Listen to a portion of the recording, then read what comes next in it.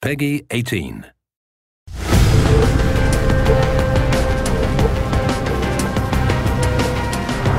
When I started this project and they basically handed me the responsibility of the audio for it, I started taking a look at the concept art that was being developed and taking a look and seeing the sort of Renaissance approach they wanted to bring in. And it became obvious pretty early on that this was the type of game that was a story-driven game. So at that point, I knew right away I'd made my first decision that the story needed to be the priority, it needed to be at the forefront. With all due respect, Major, I'll expect 2 security details waiting for us on the tarmac. In the first Deus Ex, I think because it was far more futuristic, it's a very electronic score. In this one, I think because it's 25 years earlier, it's a generation earlier, it's mechanical augmentation, so the music tries to express that.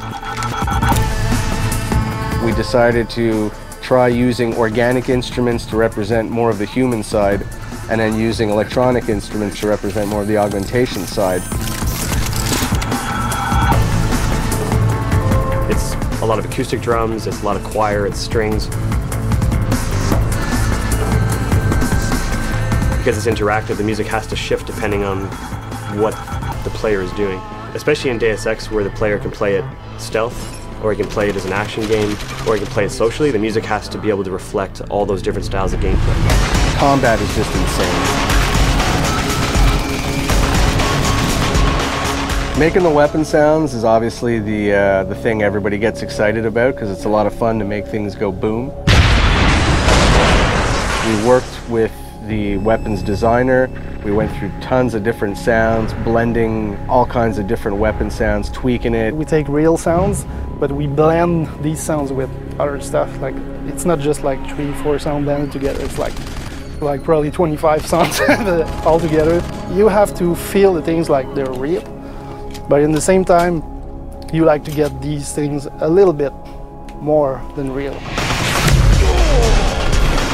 Hacking was a fun part to do because it's kind of its own little battlefield in itself. It's you against the mainframe, and when you're hacking something, I want it to feel somewhat cerebral, but I also wanted to have that tension of like, okay, I can't afford to get caught here.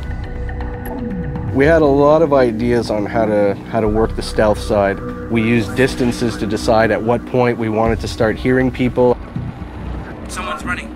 At what point did we want to start stressing the player out with the fact that they've got enemy guards approaching.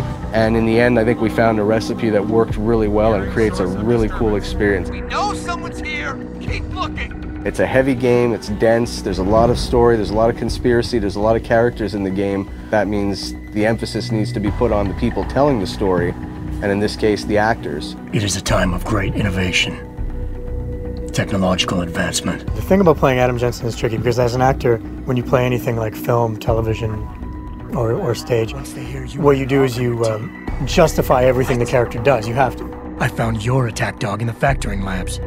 But with Jensen, I have to justify not only why he's doing one arc, but why he's doing hundreds of arcs. When I have the option to play as a good guy, to not kill anybody, to go through the game and knock people out and never get discovered, that's what I'll do. Because I feel like a good guy wouldn't go around killing everybody. If I kill somebody and I didn't mean to kill them, I'll go back to a previous save. And I'll be like, okay, no, I'm going through without killing them. To get the game immersive, I played it in a subtle way so that you can imprint your emotions onto the character. What are you talking about, Malik?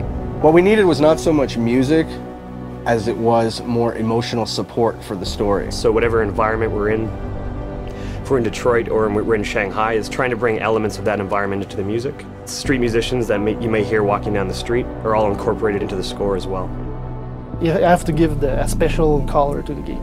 You have to get the vibe of that city. It's not just ambience. We've also got sounds being triggered at different intervals as you walk because that's what makes it feel realistic. Hearing a window break in the distance as you walked a certain path. And what's cool is when you walk back the same way, it's not going to be the same sound. It's not baked in. We've got something else cooked up. I don't have no freaking sponsors. Now you're sitting there going, okay, well, this feels like it's adapting to what I'm doing in the game. And ultimately, that's the illusion you want to create.